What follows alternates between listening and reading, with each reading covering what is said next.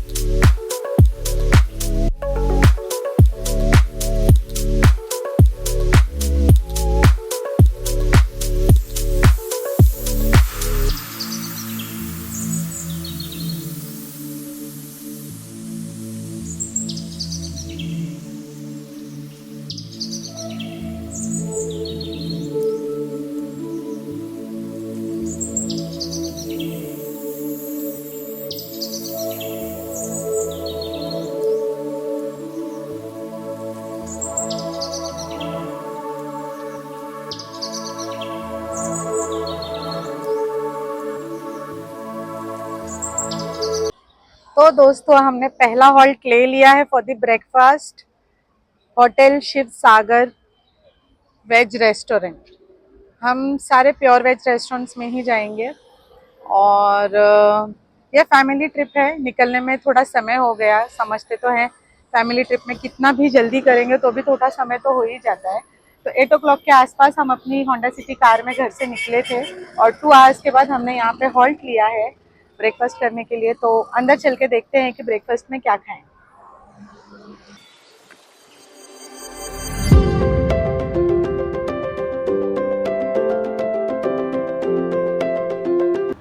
Restaurant के बगल में ये कुछ चीज़ें थी इस प्रकार से। ये लोग बोलते हैं कि ये साइंस रिलेटेड चीज़ें हैं।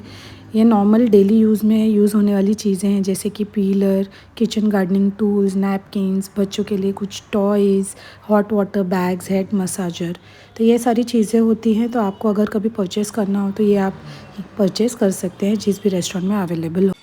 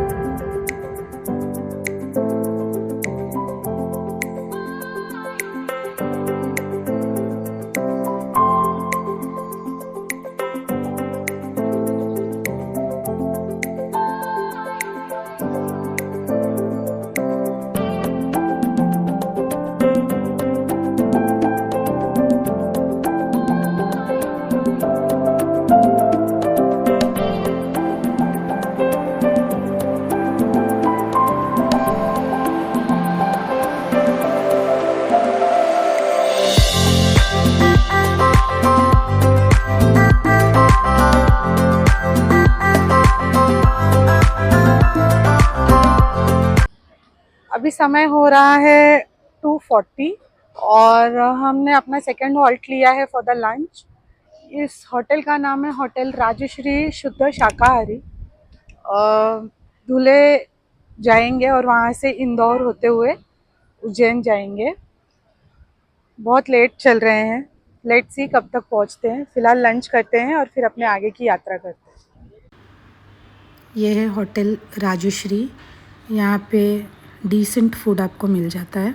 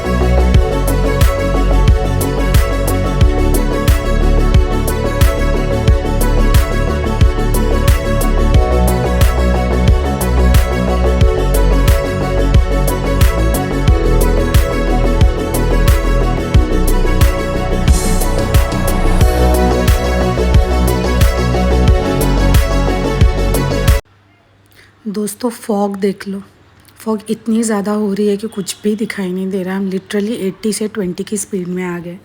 यहाँ से उज्जैन का रास्ता कुछ 1 घंटे का है, पर पता नहीं कितना समय लगेगा। Let's see. बहुत ज़्यादा फॉग है। कर्पूरगौरं करुणावतारं संसारसारं भुजगे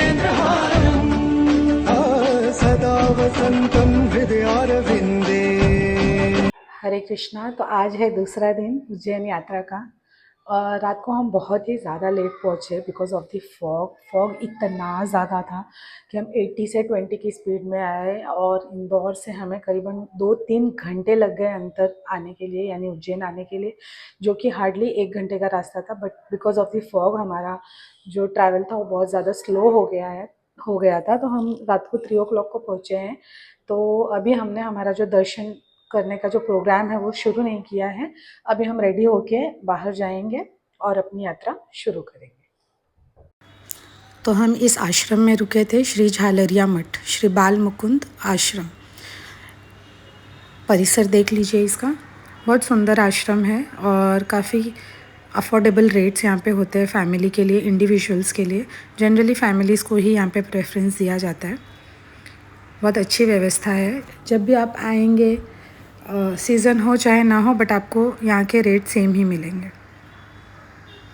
और बाकी सब जगह शायद पार्किंग ना मिले, पर यहाँ पर आपको एम्पल पार्किंग की सुविधा भी है अवेलेबल।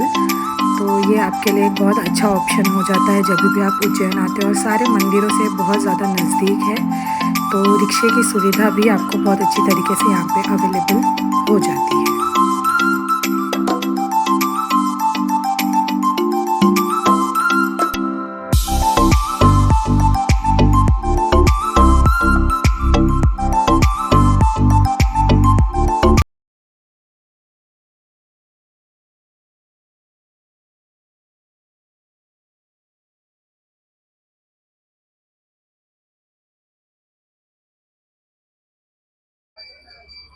जय श्री महाकाल।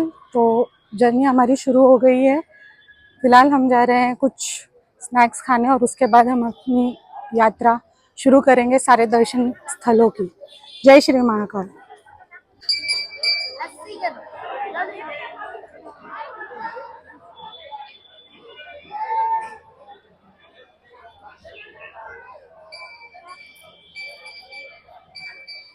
ये बोर्ड देख सकते हैं, यहाँ से आपको अलग अलग स्थलों पे जाने के डायरेक्शंस लिखे हुई हैं। महाकालेश्वर मंदिर के लिए स्ट्रेट और सुनहरी घाट के लिए लेफ्ट, राम घाट के लिए लेफ्ट।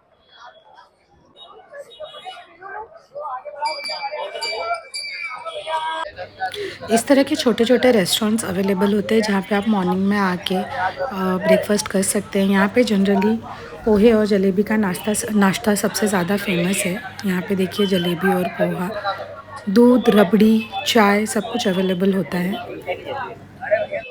इस तरह की ई रिक्शाज अवेलेबल होती है जो आपको महाकालेश्वर मंदिर के अलावा और अलग अलग जो दर्शन स्थली है वहाँ के दर्शन करवाती है। चार्जेस डिपेंड करते हैं पर्सन टू पर्सन, क्योंकि इनकी रिक्शा में जनरली 5 लोगों का 5 लोग बैठ पाते, तो उसके अकॉर्डिंगली वो लोग 1000 रुपीज़ चार्ज करते हैं। तो आप आएंगे जब भी यहाँ पे तो इन रिक्शाज की सुविधा उठा के आप सारे दर्शन स्थलों की दर्शन कर सकते हैं।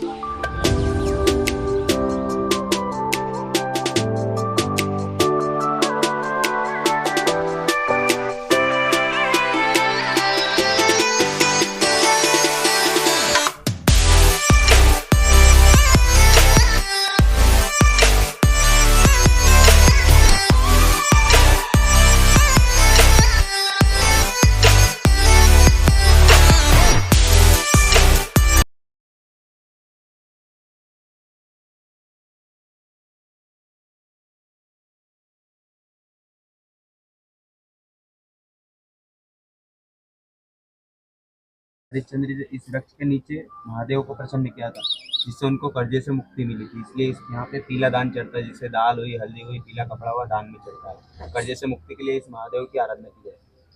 थैंक यू भैया। जय श्री महाकाल दोस्तों। तो अभी हम आ गए हैं ऋण मुक्तेश्वर महादेव मंदिर। ऐसा कहा जाता है कि जिसको भी कर्जे से मुक्ति चाहिए होती है वो इस ऋण मुक्तेश्वर महादेव मंदिर के दर्शन करके यहाँ पे पीली पूजा कर सकता है। और पीली पूजा करने से उसके कर्ज के सारे रास्ते अपने आप खुल जाते हैं, इसलिए यहाँ पे पीली पूजा होती है।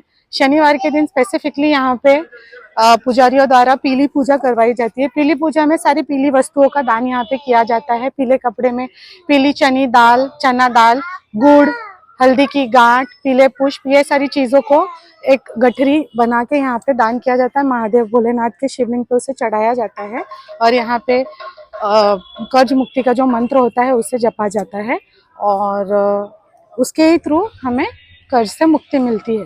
तो चलो आपको दर्शन कराते हैं। हरिश्चंद्र जी का यहाँ रण मुक्ति हुआ है, कर्ज मुक्ति हुआ है, चढ़ता है पीला दान। हमारे मातृ ऋण पितृ ऋण पूर्वजों तक के ऋण से कर्ज से मुक्ति ले चढ़ता है पीला दान। ले जाइए अपना ऋण मुक्ति दान, कर्जा मुक्ति दान।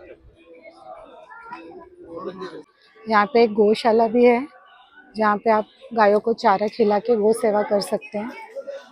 एक बोर्ड है जहाँ पे लिखा हुआ है कि ऋण मुक्तेश्वर महादेव मंदिर में आप जो पीली पूजा करते हैं वहाँ की पीली पोटली में क्या क्या वस्तुएं होती है और यहाँ पे ये ऋण मुक्ति की पूजा क्यों की जाती है इसके बारे में वर्णन किया गया है। ऋण मुक्तेश्वर महादेव मंदिर उज्जैन नगरी से बाहर 1 किलोमीटर दूरी शिप्रा नदी पर स्थित है।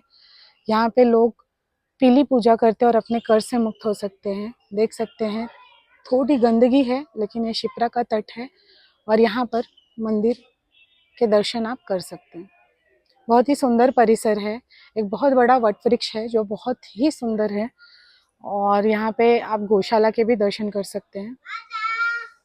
एक कथा के अनुसार राजा हरिश्चंद्र जी के ऊपर कर्जा था। उन्हें ऋषि विश्वामित्र को एक गेंडे के वजन के समान सोने का दान करना था, पर क्योंकि उन्होंने राज्यपाट छोड़ दिया था और वो ऋषि को भी दुखी नहीं कर सकते थे, उनको जो कर्जा उनके ऊपर था वो उनको देना ही था, तो उन्होंने यहाँ पर महादेव की पीली पूजा की और उस कर्ज से वो मुक्त हो गए। इसी कारण यहाँ पर महादेव की पूजा की जाती है।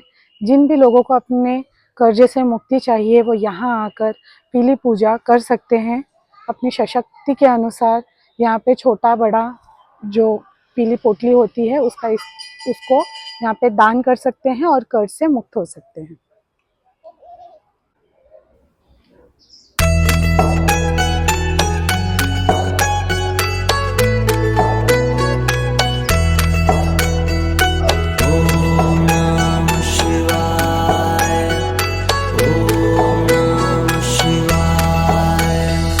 शिव समा रहे मुझ में और मैं शून्य हो रहा हूँ।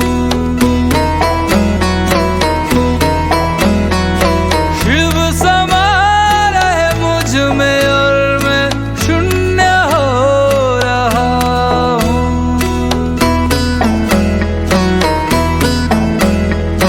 क्रोध को लोभ को लोभ को मैं भस्म कर रहा हूँ।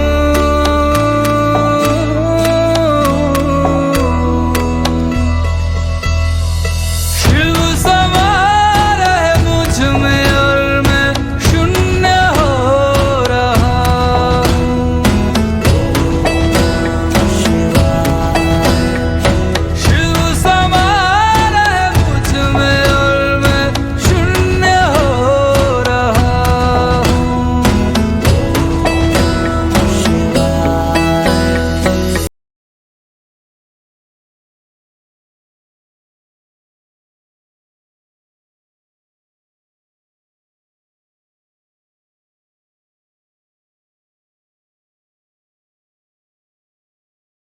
शक्तिपीठ मंदिर है, 51 शक्तिपीठ में से एक शक्तिपीठ है और 18 महाशक्तिपीठ में से भी एक शक्तिपीठ है। ठीक है, यहाँ पे माता के होड़ गिरता है, आप दर्शन करते हैं।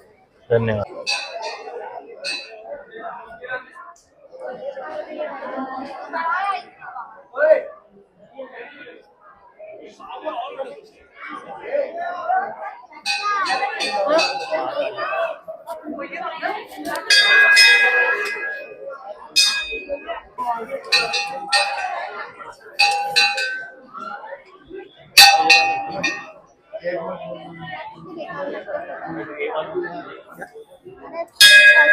क्लियर आते हैं उसके बाद कितने बेकार लगते हैं। अरे मतलब ये जो इंडल कैमरा है वो पहले कितने अच्छे आते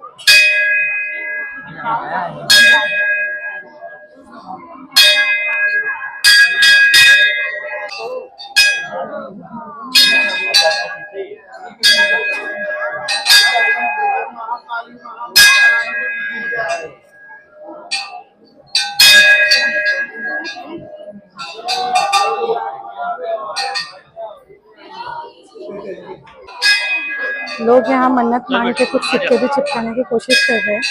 हालांकि ये एक दीप स्तंभ है, ये सब नहीं करना चाहिए, पर अपनी अपनी आस्था का विषय है।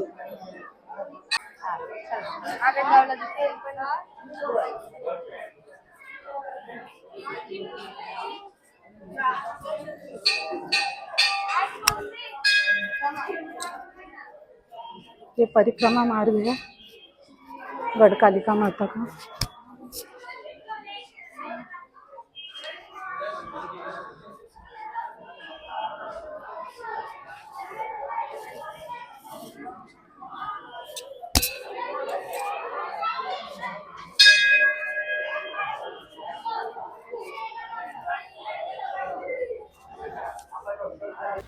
गढ़कालिका माता के मंदिर के बाहर इस प्रकार की छोटी छोटी दुकानें हैं जहाँ पे बच्चों के टॉयज़, पूजा की सामग्री और अलग अलग प्रकार के वस्तुएं मिलती हैं, तो आप यहाँ से परचेज़ कर सकते हैं।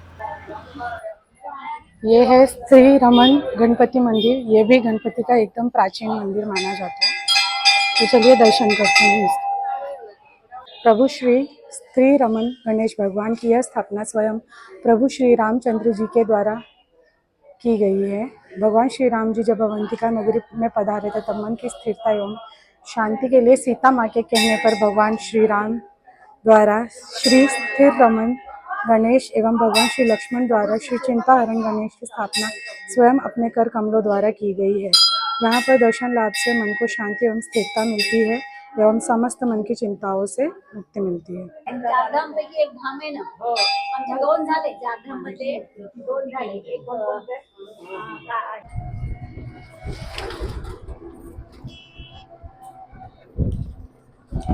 जय श्री महाकाल। तो हम पहुंच गए हैं काल भैरव मंदिर, लेकिन यहाँ पे आप रश देख सकते हैं, बहुत ज्यादा रश है। पूछने पर पता चला है कि यहाँ पे 2 से 2.5 घंटे का समय लग सकता है। रश देख सकते हैं आप। यहाँ से जाना है हम लोग को और ये सामने ये जो बैरिकेड्स लगे हुए हैं, यहाँ से जाते हुए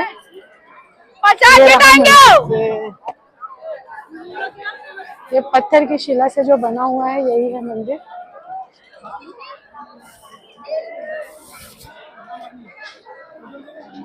ये पूरी लाइन लगी हुई है।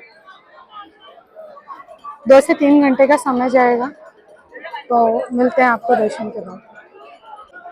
मंदिर में पूजा अगर करनी है तो उसके लिए जो चीज़ें यहाँ पे आपको उपलब्ध हो जाएंगी, जैसे आप यहाँ पे देख सकते हो। बहुत सारी शॉप्स है यहाँ पे मुझे कैमल भी दिखाई दे रहा है, जिसको कैमल राइड करना है वो भी कर सकते हैं। इसके अलावा कपड़े अगर खरीदने हैं, शॉप सारी अवेलेबल है, यानी शॉपिंग आपको करनी है तो सब कुछ यहाँ पे अवेलेबल हो जाएगा।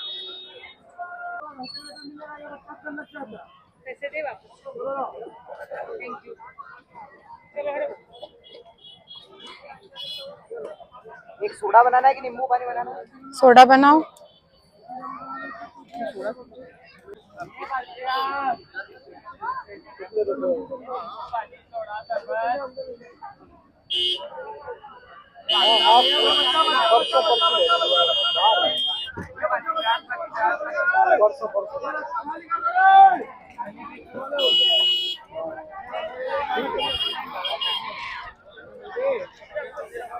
धागा बांधने के लिए देखिए 50 रुपए का ओनली। चलो देखो कैसे घूम रहा है।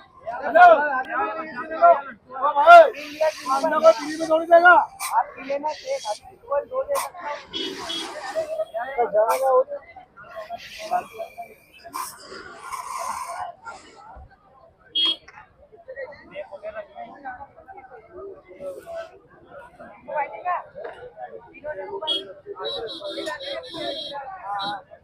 सोडा है, पानी से सोडा।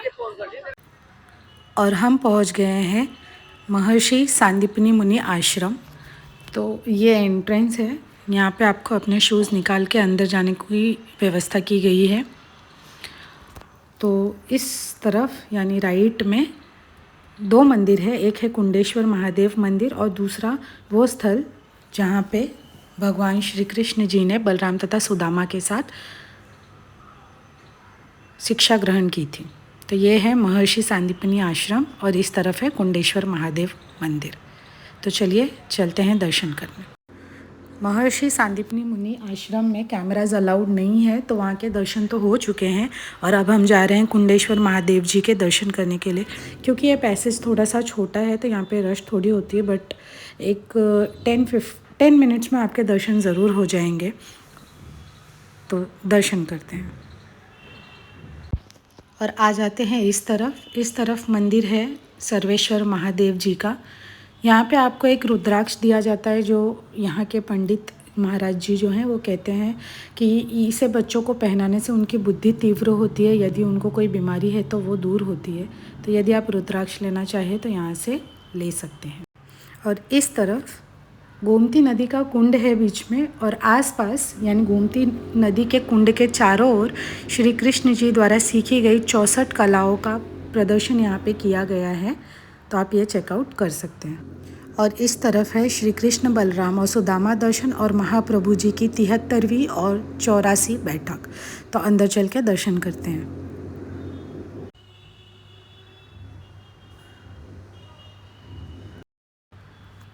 चलिए अंदर दर्शन करते। यहाँ पे हैं बाल गोपाल कृष्ण जी, जहाँ बहुत ही सुंदर लाइटिंग की गई है।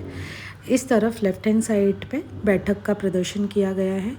ये पट बंद था पर बहुत ही सुंदर तरीके से सजाया गया था। और यहाँ पे देख सकते हैं प्रभु श्रीनाथ जी का बहुत ही सुंदर चित्रण, बहुत ही अच्छी सुंदर विग्रह है ये।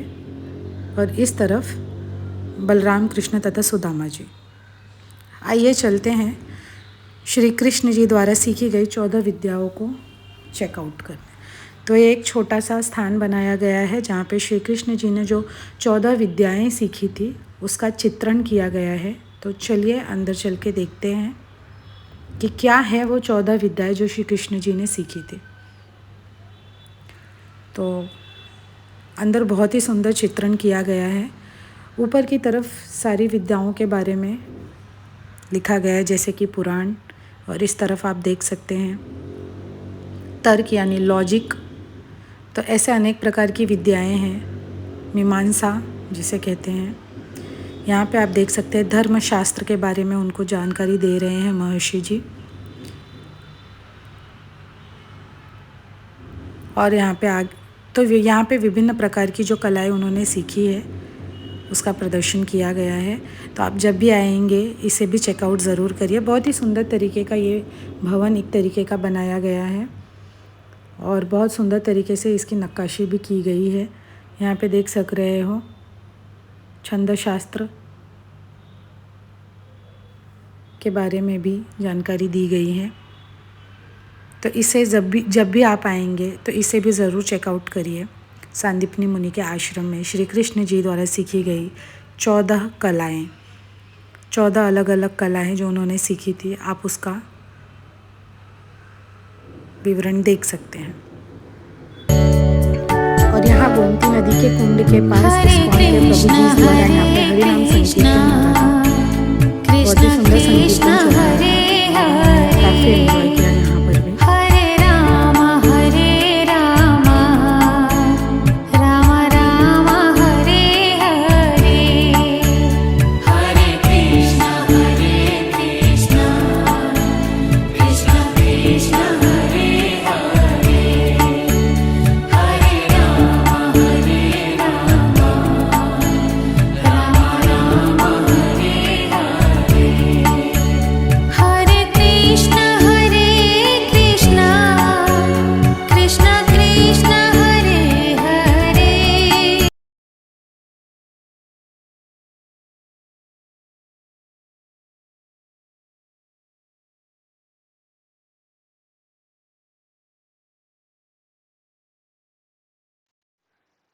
यहाँ मेरे पीछे आप देख सकते हैं गोमती नदी का कुंड। तो जब यहाँ पे श्री कृष्ण जी शिक्षा ग्रहण कर रहे थे तो उन्होंने ये ध्यान दिया कि उनके जो गुरु थे यानी सांदीपनी मुनि जी, ये हर डेली क्लास के पहले ना थोड़े समय के लिए गायब रहते थे, यानी लेट हो जाते थे। तो उन्होंने जब अपनी गुरु माँ से इसके बारे में पूछा तो उन्होंने बताया कि वो गोमती नदी के यहाँ पे उनकी पूजा करने जाते हैं, तो वो काफ़ी दूर था।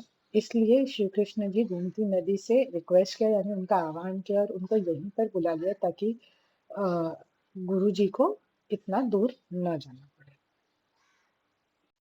तो कर लीजिए यहाँ पे गोमती नदी के, गोमती कुंड के दर्शन। जय श्री महाकाल। अभी हम सांदीपनी मुनि जी के आश्रम में हैं। इसी आश्रम में भगवान श्री कृष्ण जी ने बलराम तथा सुदामा के साथ अपनी शिक्षा ग्रहण की थी। इस आश्रम में गोमती नदी का कुंड स्थित है। गोमती नदी के कुंड के आसपास चारों ओर भगवान द्वारा ग्रहण की गई 16 कलाओं का यहाँ पे चित्रण किया हुआ है। इसके अलावा यहाँ पे एक और स्थान है जहाँ पे उनके द्वारा प्राप्त की गई 14 विद्याओं का भी प्रदर्शन किया हुआ है। आप वो भी चेक कर सकते हैं। यहाँ पे महादेव मंदिर है जहाँ पे जो नंदी महाराज जी हैं वो खड़े अवस्था में हैं। जनरली आप कहीं भी जाओगे देखोगे तो नंदी महाराज बैठे होते हैं, पर यहाँ पे एकमात्र ऐसा शिवलिंग है जहाँ पे नंदी महाराज खड़े हैं। ठीक है, तो यहाँ पे आप आएंगे तो उसके भी दर्शन कर सकते हैं।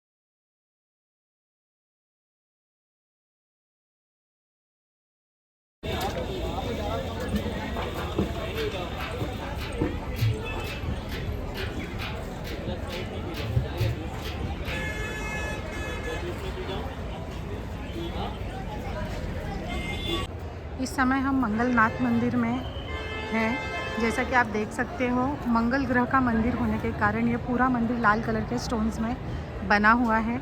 मंगल ग्रह का ये एकमात्र मंदिर है जो उज्जैन शहर में स्थित है। ऐसा माना जाता है कि मंगल ग्रह का जन्म भी इसी स्थान पर हुआ था।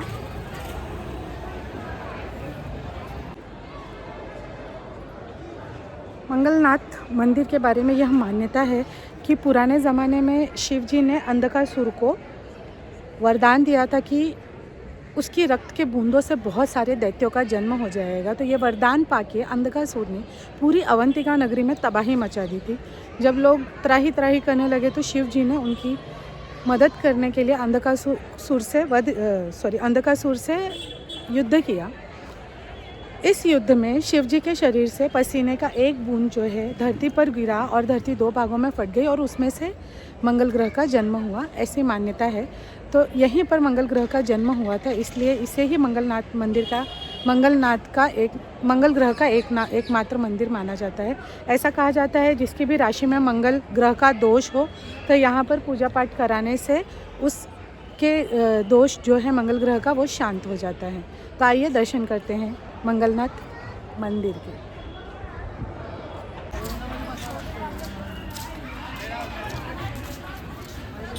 मंगलनाथ मंदिर में सुबह 6 बजे के समय आरती होती है और ऐसा कहा जाता है कि 6 बजे की आरती के बाद यहाँ पे बहुत सारे तोते आ जाते हैं जो प्रसाद ग्रहण करना चाहते हैं। यदि वो प्रसाद मिलने में थोड़ी भी देरी होती है तो बहुत आवाज़ करने लगते हैं, ऐसा मंदिर के पुजारी बताते हैं।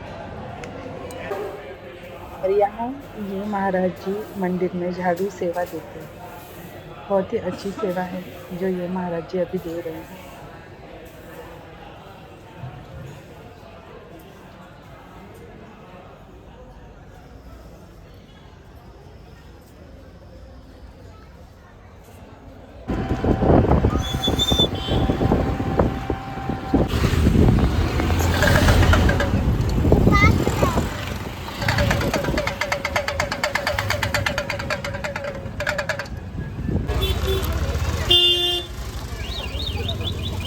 जय श्री महाकाल दोस्तों।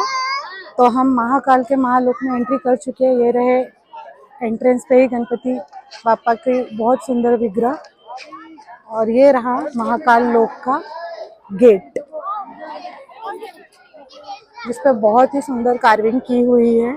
दोनों तरफ नंदी महाराज जी विराजमान है। बहुत ही सुंदर कार्विंग है।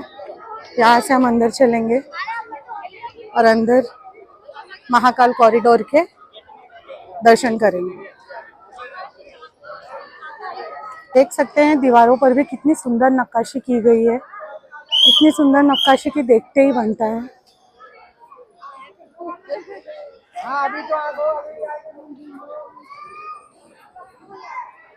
कॉरिडोर बहुत ही सुंदर बनाया है, और अंदर बीच बीच में इस तरह की प्रतिमाएं, जैसे कि आप यहाँ पे देख सकते हैं कि त्रिशूल, उसके ऊपर डमरू और ओम का चिन्ह, और उसी के साथ रुद्राक्ष माला को यहाँ पे अंकित किया गया है। इसी प्रकार के अलग अलग प्रतिमाएं यहाँ पे स्थापित की गई है।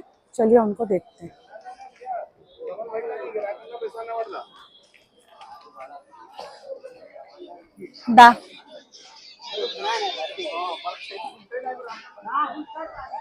दीवारों पर भी बहुत सुंदर चित्रण अंकित किया हुआ है। सारे पिलर्स पे बहुत ही सुंदर नक्काशी की गई है। एक पिलर पे आपको नजदीक से दिखाती हूँ।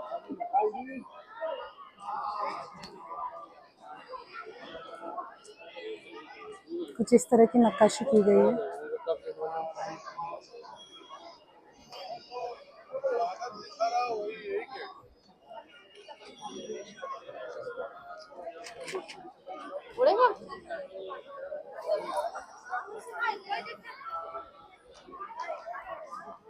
दोबारा देख सकते हैं, बहुत ही सुंदर एक त्रिशूल के साथ चंद्रमा, उसी के साथ सर्प और डमरू की प्रतिमा आकृत की गई है यहाँ पर।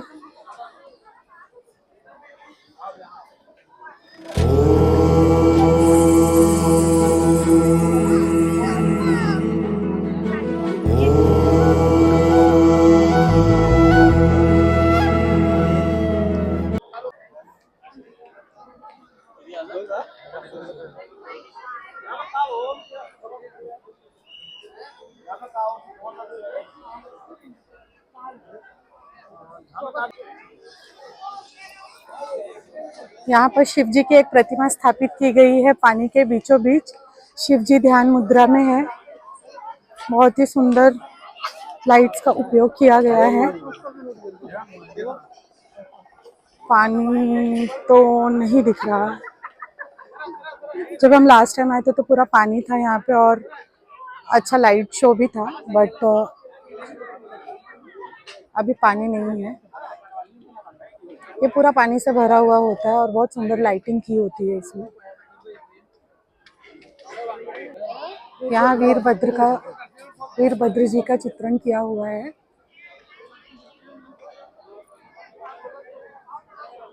वीरभद्र द्वारा दक्ष का शिरच्छेदन।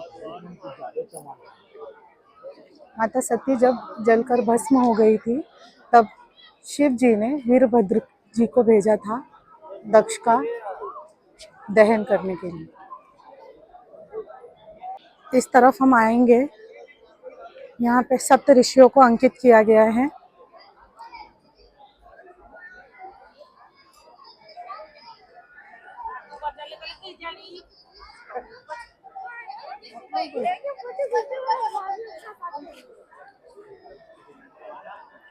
ये है महर्षि वशिष्ठ।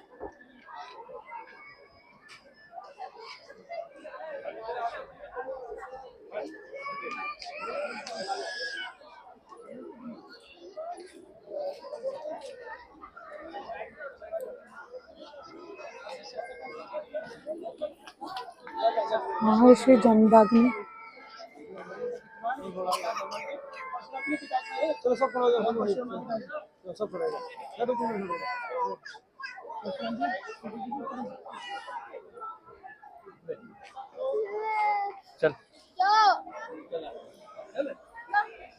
महर्षि गौतम।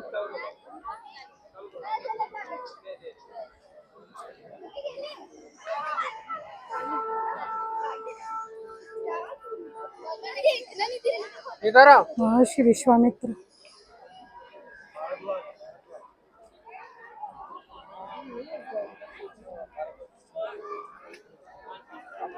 महर्षि भारद्वाज, और यहाँ पे आप बीच में देख सकते हैं महादेव भोलेनाथ की वही सुंदर प्रतिमा।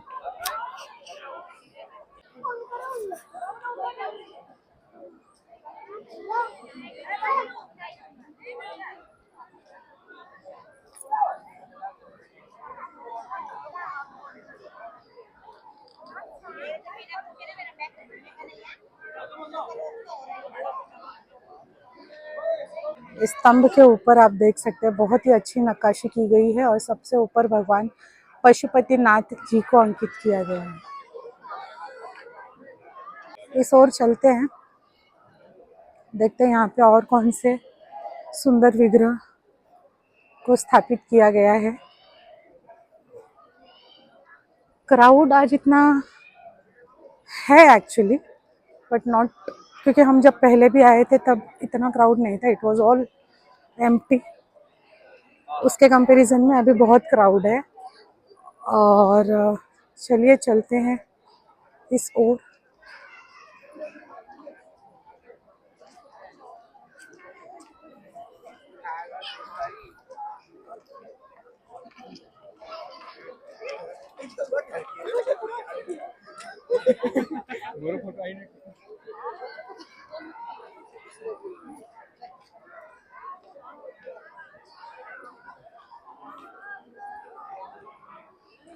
यहाँ पर भगवान कार्तिकेय जी की मूर्ति है जो दिखने में ताम्र की लगती है, यानी तांबे के टेक्सचर या कलर की लगती है। आपको बता दूं, बहुत ही सुंदर मूर्ति है।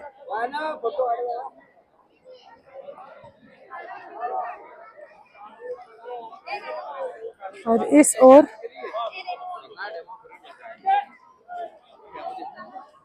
महादेव भोलेनाथ का बहुत ही सुंदर चित्रण, जब महादेव भोलेनाथ ने त्रिपुरासुर का वध किया था।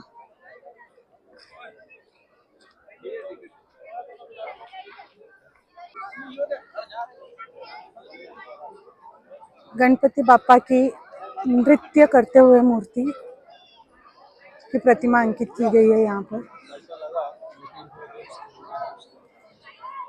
महाकाल लोक को वाकई बहुत सुंदर बनाया गया है। आप इजीली यहाँ से 1 से 2 घंटे कब बिता देंगे आपको इसकी जानकारी ही नहीं होगी। ये इतना सुंदर और इतना अच्छा है।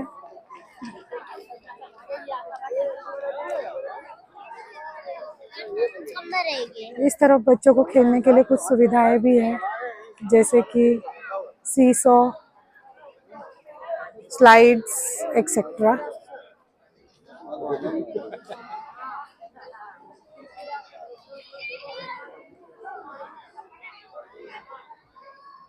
अगर यहाँ पे देखेंगे तो 9 ग्रहों को दर्शाया गया है। इसके अंदर एंट्री नहीं, यहाँ पे 9 ग्रह है, जिसमें से आप जो देख पा रहे हैं ये सूर्य भगवान को सेंटर में रखे, बाकी सारे ग्रहों को उनके आसपास दर्शाया गया है। शंभुरे ओ शंभुरे तेरा भेद न जाना, वेदों की महिमा शंभु जाने, वेदों की महिमा शंभु जाने।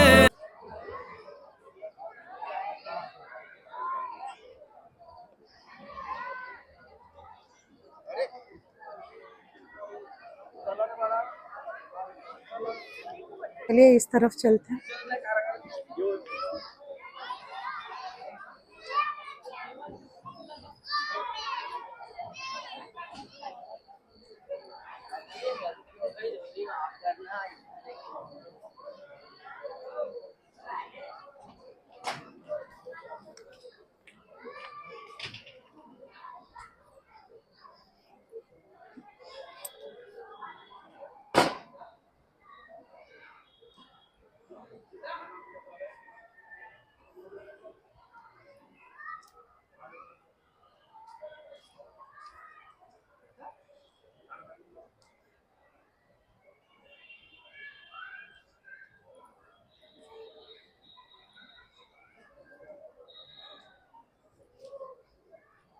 ओके, तो हम दोबारा यहीं पहुंच गए हैं। यहाँ देख सकते हैं दुर्लभ दर्शन निःशुल्क डेमो। तो यहाँ पे बिना किसी फीस के यानी फ्री डेमो दिया जा रहा है कि कैसे वीआर से आप महाकाल की भस्म आरती का दर्शन कर सकते हैं। मैं जानती हूँ ऑलमोस्ट हर किसी का ये सपना होता है कि हम महाकाल की भक्त आरती अटेंड कर सकें, पर वो मिलना थोड़ा डिफ़िकल्ट होता है क्योंकि अगर ऑफलाइन जाओगे तो ये फ्री होता है, बट उसके लिए बहुत लंबी लाइन होती है जो एक रात पहले से ही हमको उस लाइन में खड़े होना पड़ता है टू गेट द टिकट्स। और अगर ऑनलाइन बुकिंग करते तो आपको 1 मंथ पहले ही बुकिंग करनी पड़ती है।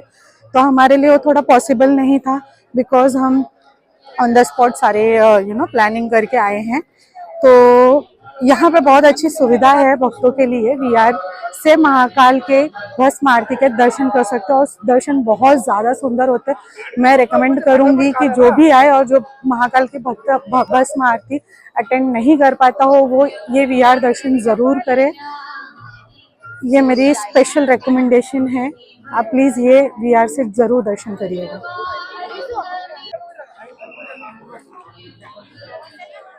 इस तरफ देखिए महादेव द्वारा यम का दमन या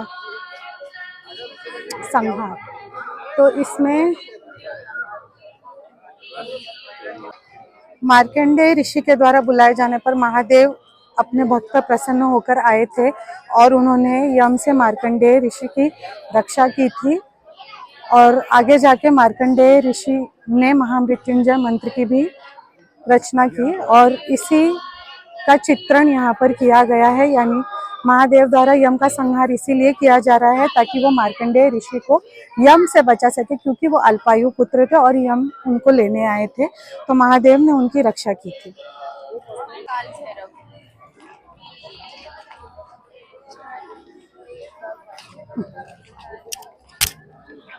यहाँ काल भैरव जी का चित्रण किया गया है।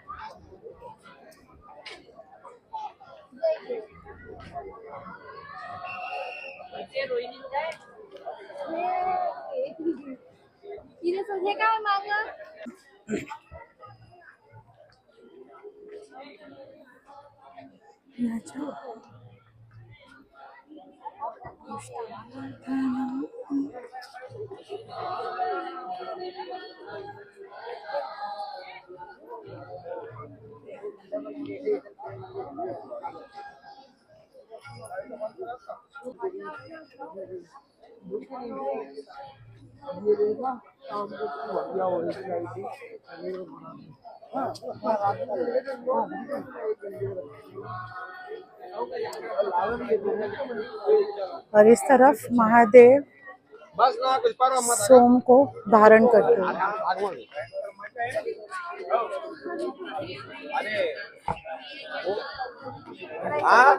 शर्ट घेतला रश देख सकते गाइस कितनी है। मैं वो सिग्नल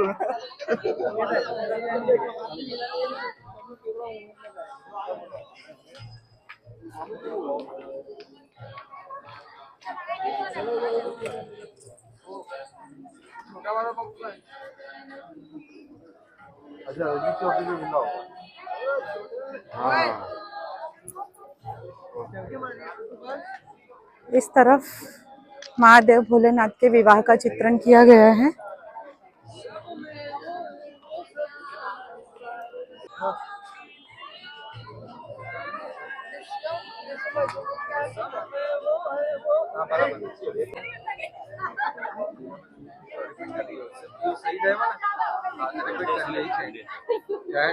टाइम लगे तो मम्मी जी जैसे खेल अच्छे जैसे झगड़ो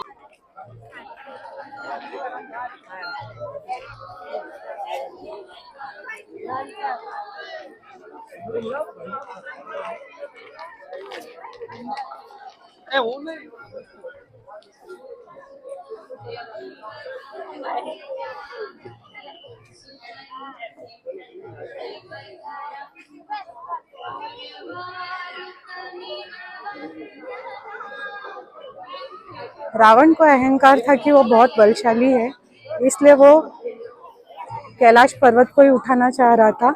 उसके अहंकार को तोड़ते हुए महादेव ने उसके अहंकार को तोड़ा था, ये चित्रण यहाँ पर किया गया है।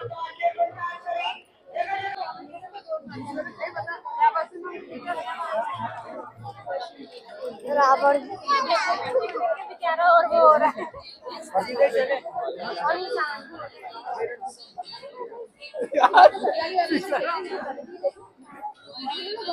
इस ओर समुद्र मंथन को दर्शाया गया है और समुद्र मंथन से निकले हलाहल को महादेव ने अपने कंठ में धारण किया था, उसका चित्रण किया गया है। बहुत सुंदर चित्रण है, one of my favourite thing,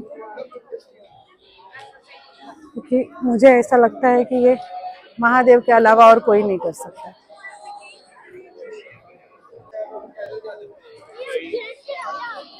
Ujjain के राजा बने।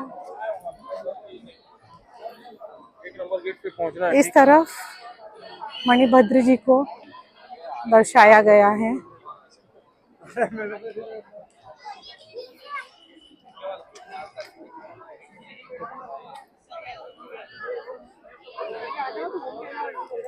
तरफ भारत माता मंदिर है और उसी के ही बगल में महाकाल भक्त निवास है। महाकाल भक्त निवास में यदि आपको रहना है तो आपको 1 महीने पहले यहाँ पे बुकिंग करनी होती है। इस तरफ एंट्री नहीं मिल पा रही है और ये पीछे से ही दिखा पा रही हूँ। बहुत कम लोगों को इस अवतार के बारे में पता है महादेव के। इसे शर्भा अवतार कहते हैं।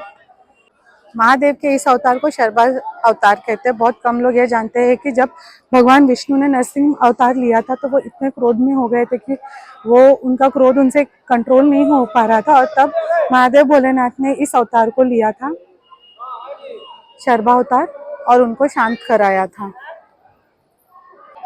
और यहाँ पे माता गंगा का अवतरण। माता गंगा जब भगीरथी जी के रिक्वेस्ट पे वो रेडी हो गई थी कि वो पृथ्वी पे अवतार लेंगे, लेकिन उनके प्रवाह इतना तेज था कि वो अगर डायरेक्टली अगर पृथ्वी पे आते तो पृथ्वी बह जाती। इसलिए महादेव भोलेनाथ ने माता गंगा को अपनी जटा में धारण किया, उनके प्रवाह को कम किया और फिर वो धरती पर अवतरित हुए। महिमा शंभु जाने, वेदों की महिमा शंभु जाने, शंभु की महिमा वेद न जाने। शंभु रे ओ शंभु रे, तेरा वेद न जाना।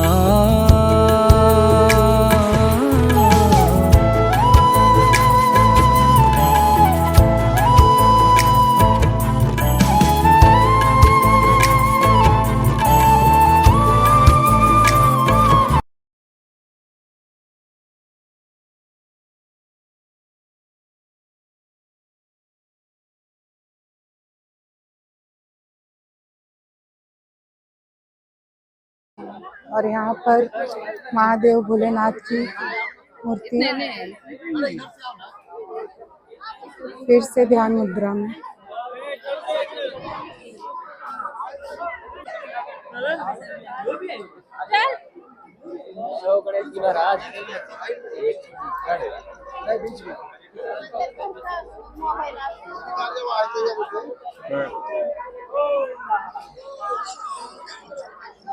और यहाँ पर महादेव कृष्ण जी का चित्रण किया हुआ है। इस तरफ में एक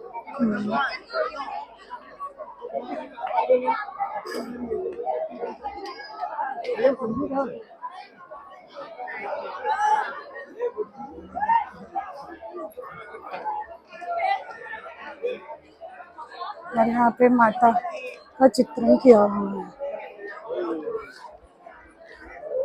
और ये है महाकाल मंदिर का, महाकालेश्वर मंदिर का एंट्रेंस।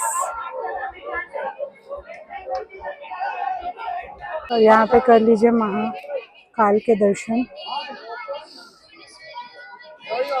तो अभी हम जा रहे हैं भारत माता मंदिर के दर्शन करने। भारत माता मंदिर मैंने यहीं पर देखा है, यानी कि उज्जैन में महाकालेश्वर के पास, और दूसरे ब्लॉगर्स के ब्लॉग में काशी विश्वनाथ के यहाँ पे देखा है। तो अभी हम लोग अंदर जा रहे हैं।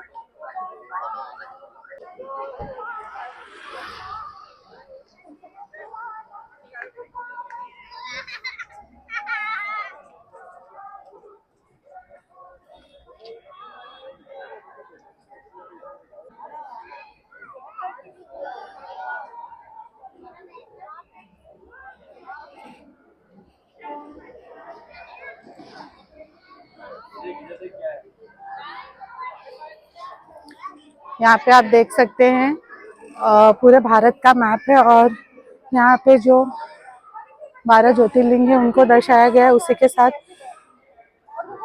हिंदू धर्म स्थलों को भी दर्शाया गया है। नदियों के बारे में भी जानकारी दी गई है और पर्वतों के बारे में भी जानकारी दी गई है। बहुत सुंदर यहाँ पे श्लोक है जो कि है उत्तरम यत् समुद्रस्य हिमाद्रेश्चैव दक्षिणम वर्षतदम भारतम नाम भारती यत्र संतति। इसका अर्थ है समुद्र के उत्तर और हिमालय पर्वत के दक्षिण में जो देश है उसका नाम भारत है, जहाँ निवास करने वाली संतति भारतीय कहलाती है। बहुत ही सुंदर बनाया गया। आप देख सकते हैं पानी को कैसे दर्शाया गया, हमारे समुद्रों को कैसे दर्शाया गया है और पर्वतों को कैसे दर्शाया गया है। हिमालयन रेंज, सह्याद्री रेंज कितनी सुंदर तरीके से दर्शाया गया है। यहाँ पे श्रीलंका जो कभी भारत का पार्ट हुआ होता था शायद, बहुत ही सुंदर चित्रण किया गया है। और यहाँ पे आप देख सकते हैं अंडमान को भी दर्शाया गया है।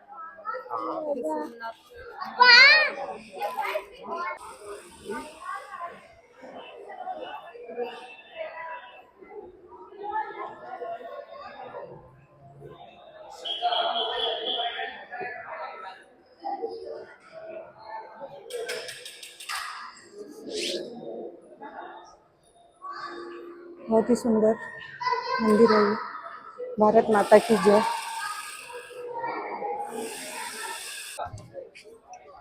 जय श्री महाकाल।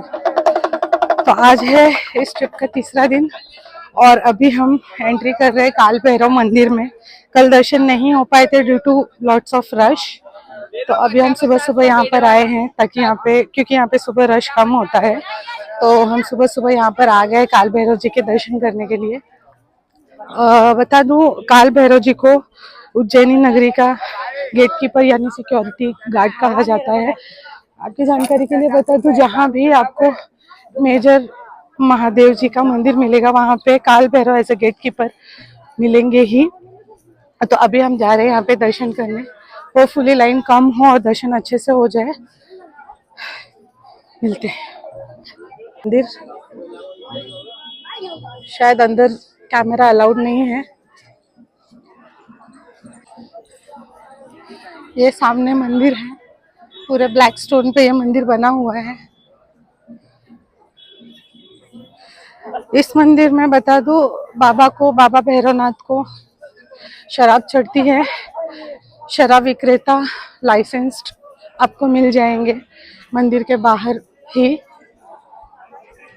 देसी विदेशी दोनों दारू उपलब्ध होती है। भक्त यहाँ पे अपनी आस्था के अनुसार इसे चढ़ाते हैं यहाँ पे। तो चलिए दर्शन करते हैं। जब भी आए काल भैरव जी के दर्शन करने के लिए ट्राई करिए जितना जल्दी आ सकते हैं उतना जल्दी आइए, क्योंकि यहाँ पे जैसे जैसे दिन आगे बढ़ता है काल भैरव मंदिर में स्पेसिफिकली रश बहुत ज़्यादा बढ़ने लगती है, भीड़ बहुत ज़्यादा होती है। तो समय निकाल के सुबह दर्शन करने आइए ताकि दर्शन अच्छे से हो पाए। इसके बाद आप बाकी के सारे दर्शन स्थलों के दर्शन कर सकते हैं, पर स्पेसिफिकली यहाँ पे सुबह में आ जाइए दर्शन करने के लिए। जय श्री महाकाल। कैमरा अलाउड नहीं होगा शायद, तो दर्शन करने के बाद आप लोगों से मिलते हैं। जय श्री महाकाल। जय श्री महाकाल। तो ये अब एंट्रेंस पे जा रहे हैं हम।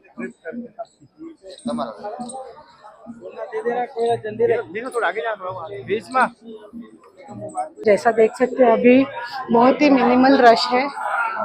हमने टेंपल के प्रांगण में एंट्री कर ली एक्चुअली। अब आप यहाँ से कैलकुलेट कर लीजिए क्या समय हो रहा है। 8:15। अब दर्शन कब तक होते हैं देखते हैं।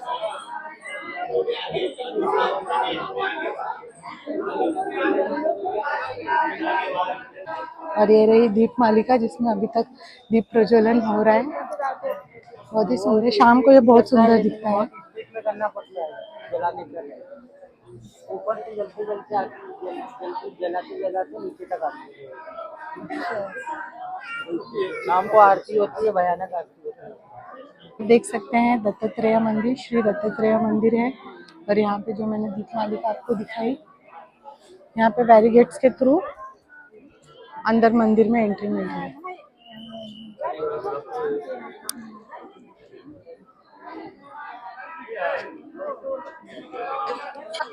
यहाँ से एंट्री करेंगे। आपको ये देखिए छत पर पूरी ओस जमी हुई है, इतना कोहरा पड़ रहा है इस समय। यहाँ पर काल भैरव बाबा के वाहन, यानी उनका वाहन कुत्ता होता है, तो उनके दर्शन कर सकते हैं आप यहाँ पर। दर्शन कसे व्हायले महाकाल हो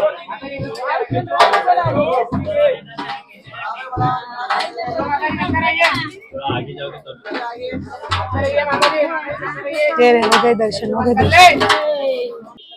जय श्री महाकाल। सो फाइनली हम जा रहे हैं श्री महाकालेश्वर जी के दर्शन करने के लिए। आई नो बहुत से लोग बोलेंगे कि पहले आपको महाकालेश्वर जी के ही दर्शन करने चाहिए, लेकिन जैसा मैंने बताया कि एक फैमिली ट्रिप है, तो फैमिली के कन्वीनियंस के हिसाब से हम अपना सारे दर्शन स्थली को जो है कवर अप कर रहे हैं। कल लेट हो गया था, तो इसलिए हम जो उज्जैन नगरी के बाहर के सारे दर्शन स्थल हैं उनको हमने कवर किया, जिसमें से काल भैरव भी रह गया था, बिकॉज वहाँ पे 3 to 4 आवर्स का रश था, इसलिए हमने वो एक स्किप कर दिया था और बाकी सारे स्थल हमने जो है कवर अप कर लिए थे। तो आज सुबह में जब काल भैरव के दर्शन हमारे हो गए हैं, तो अब हम जा रहे हैं महाकालेश्वर जी के दर्शन करने। जय श्री महाकाल।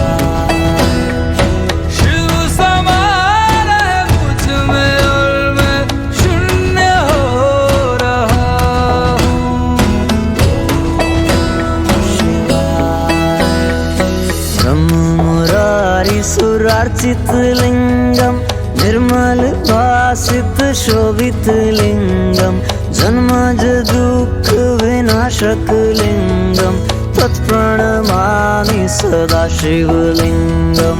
ब्रह्म मुरारी सुरार्चित लिंगम निर्मल भासित शोभित लिंगम जन्मज दुख विनाशक लिंगम तत्प्रणमामि सदा शिवलिंगम। तेरी बनाई दुनिया में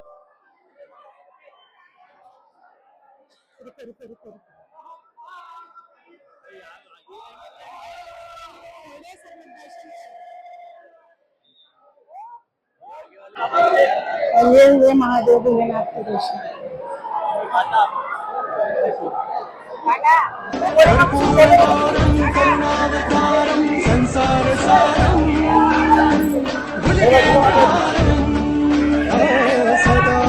हर हर महादेव।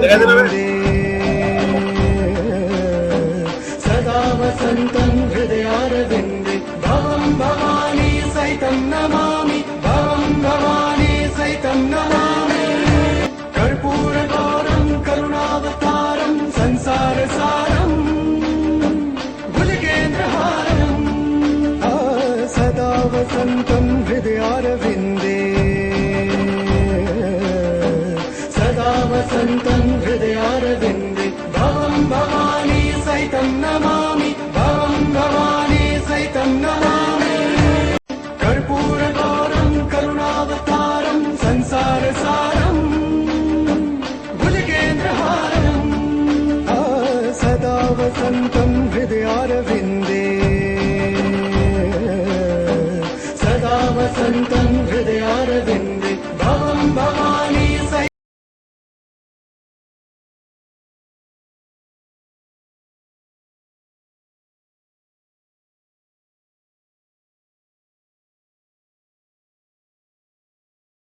जय श्री महाकाल। तो श्री महाकालेश्वर ज्योतिर्लिंग के दर्शन हो चुके हैं।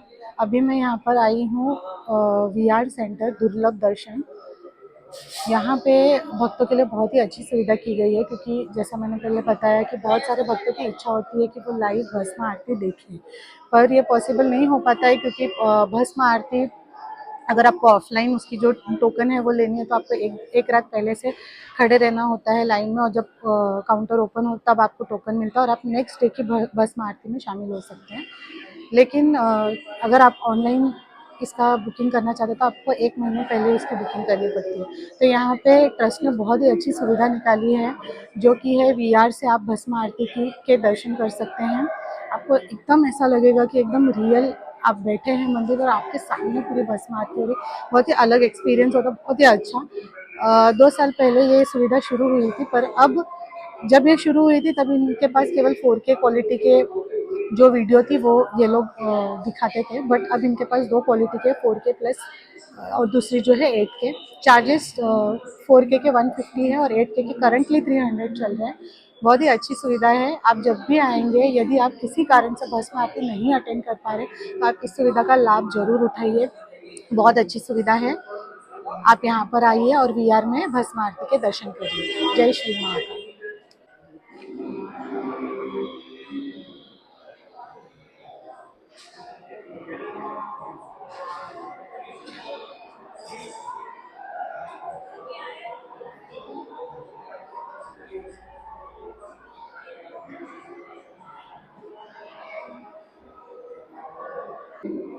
जय श्री महाकाल दोस्तों।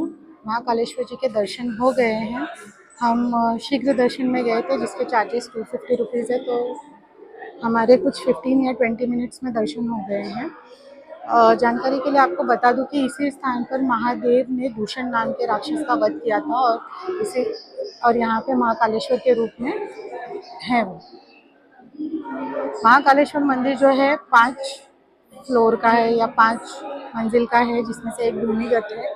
सेकंड फ्लोर पे आप ओंकारेश्वर मंदिर के दर्शन कर सकते हैं। थर्ड फ्लोर पे नागचंद्रेश्वर महादेव जी हैं, लेकिन उनके दर्शन केवल शिवरात्रि के दिन ही खुले होते हैं, यानी वर्ष में केवल एक बार ही उसके पट खुलते हैं, बाकी पूरे वर्ष भर वो बंद रहता है। परिसर में आप अनेक दूसरे छोटे बड़े मंदिरों के दर्शन भी कर सकते हैं।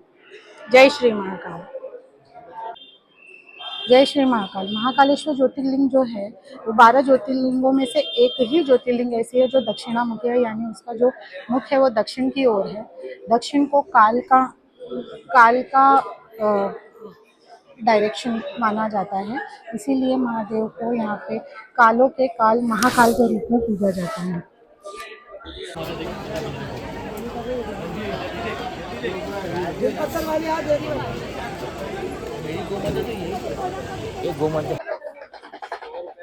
ये है द्वार गेट विक्रमादित्य टीला का। कहते हैं उज्जैन में महादेव महाकाल के अलावा और कोई राजा रात नहीं बिता सकता। राजा विक्रमादित्य के बाद और कोई राजा नहीं हुए उज्जैन नगरी में। अगर मैं गलत हूँ तो प्लीज़ कमेंट करके बताइए, इसके बारे में करेक्ट जानकारी अभी तक मुझे नहीं है। चलिए दर्शन कराते हैं।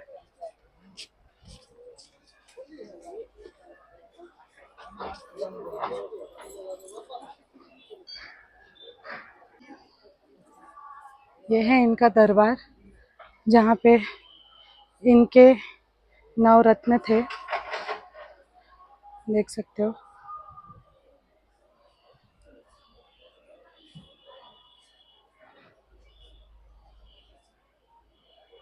और इस तरफ विक्रमादित्य जी की 30 फीट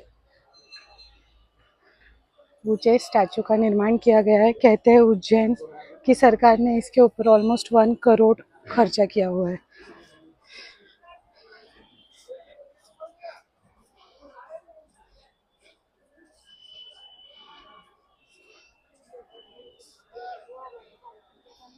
आसपास का परिसर भी बहुत शांत है। तो आप जब भी आएंगे एक बार यहाँ के दर्शन भी जरूर करिए।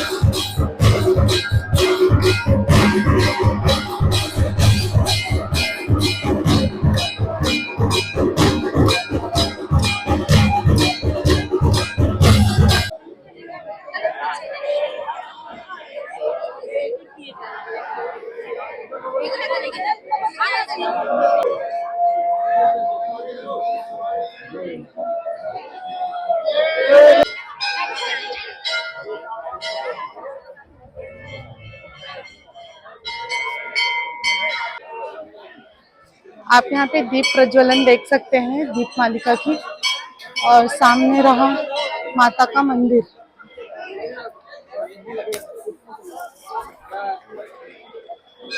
परिसर बहुत ही सुरम्य है, बहुत अच्छा लगता है, बहुत पॉजिटिव एनर्जी है यहाँ पर। जब माता सती का देह जल उठा था और महादेव उनको अपने शोल्डर पे लेके जब यहाँ वहाँ घूम रहे थे, तो इस जगह पे माता की कोहनी गिरी थी और इसलिए इसे शक्तिपीठ के रूप में माना जाता है। यहाँ पे रोज बहुत लाखों की संख्या में भक्त आते हैं और यहाँ पे माता के दर्शन करते हैं। हरसिद्धि माता को राजा विक्रमादित्य की आराध्य देवी भी कहा जाता है, जिन्हें उस समय मंगल चंडिका के नाम से पुकारा जाता था। अगर आप लोगों को ये जानकारी पता थी तो प्लीज कमेंट करके बताइए। जय हरसिद्धि माता। मंदिर के बाहर हरसिद्धि मार्ग पर ही इस प्रकार की शॉप्स आपको दिख जाती है, जहाँ पे तुलसी माला, रुद्राक्ष माला, विभिन्न प्रकार के आभूषण, गंधक, अष्टगंधक, प्रसाद, शॉल, ये सारी चीज़ें उपलब्ध हो जाती है। तो आप इन सभी जगहों से परचेज कर सकते हैं, जो भी चीज़ आपको रिक्वायर्ड होगी आप यहाँ से ले सकते हैं। शंभुरे ओ शंभुरे तेरा भेद न जाना।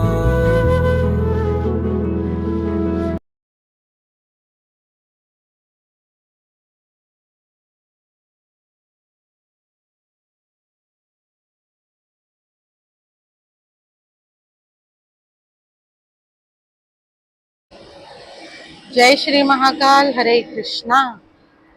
तो गाइस, ये जर्नी, ये यात्रा उज्जैन की यहीं पर समाप्त होती है और अब हम मुंबई के लिए निकलेंगे। बहुत अच्छा लगा इस जर्नी पे, स्पेशली फैमिली के साथ। कुछ चीज़ें जो समझ में आई, Indore is the cleanest city, ये सुना था पर देखा भी। एक और चीज़ बताना चाहूँगी कि जैसे ही हम इंदौर सिटी में घुसे थे व्हाइल गोइंग टू उज्जैन, मैंने नोटिस किया हर 200 मीटर्स पे एक छोटा या बड़ा, मतलब एक तो मंदिर था ही, और उसके विग्रह इतने सुंदर हो रहे थे, इतने सुंदर थे कि देखते ही बनते थे। और ऐसे विग्रह मैंने कहीं और तो नहीं देखे थे आज तक, तो ये बहुत अच्छी बात लगी, पहली बात मुझे। दूसरी चीज़ मैं आपको अगर बोलना चाहूँगी, अगर आप फैमिली के साथ जा रहे हैं तो वेदर कंडीशन, रहने की व्यवस्था, इन सब की जानकारी लेकर तभी जाए। क्योंकि कैसा होता है कि अगर हम सिंगल कहीं ट्रैवल कर रहे हैं या फ्रेंड्स के साथ ट्रैवल कर रहे हैं तो ये चीज़ें इतनी मैटर नहीं करती, पर फैमिली के साथ ट्रैवल करते हैं तो ये चीज़ें बहुत इंपॉर्टेंट हो जाती है। तो इन चीज़ों का ध्यान रखे चाहिए। और तीसरी चीज़ मैं बताना चाहूँगी, महाकाल भक्त निवास जो कि महाकाल लोक में है, उस पर्टिकुलर भक्त निवास के नाम पे ऑनलाइन बहुत सारे फ्रॉड्स हो रहे हैं, तो उनसे बचने के लिए आप थोड़ा सावधान रहिए। मैं उसके बारे में एक वीडियो डालूँगी, आप प्लीज़ वो चेकआउट करिएगा ताकि आपके साथ वो स्कैम ना हो। बिकॉज़ हम तो स्कैम होते होते बच गए थे, बट आपके साथ ना हो, तो इसलिए उसे चेक करिएगा। रह गई बात एक्सपेंसेस की, तो मैं सारे एक्सपेंसेस डिस्क्रिप्शन में डाल दूँगी, वो चेकआउट करिए ताकि आपको हेल्प हो सके आपकी जर्नी के लिए। जय श्री महा।